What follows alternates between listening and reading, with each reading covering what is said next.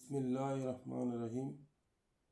আমি হাকিম মোহাম্মদ কামাল হোসেন পাটোয়ারি বলছি। আজকে আলোচ্য বিষয় পেয়ারা। পেয়ারা নিয়ে আজকে আলোচনা করব। পেয়ারা কমলার চাইতে বেশি উপকারী। পেয়ারাতে কমলার চাইতে বেশি ভিটামিন সি থাকে। ইহা দাঁতের রোগে অত্যন্ত উপকারী। ফুসফুসের ক্যান্সারে পেয়ারা অত্যন্ত উপকারী। ফুসফুসের ক্যান্সারের জন্য পেয়ারা অত্যন্ত ভালো কাজ করে।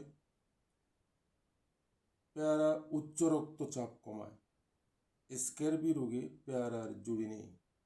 স্ক্যারবি রোগে পেয়ারা অত্যন্ত উপকার। রক্ত চলাচলে পেয়ারা সহযোগিতা করে।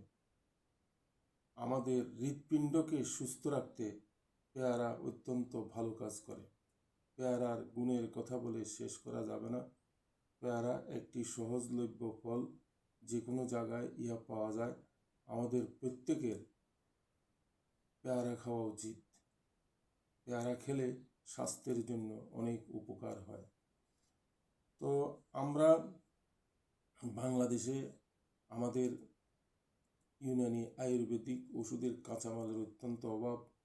আসুন আমরা সবাই প্রত্যেকে 2টি করে ঔষধি গাছ লাগাই।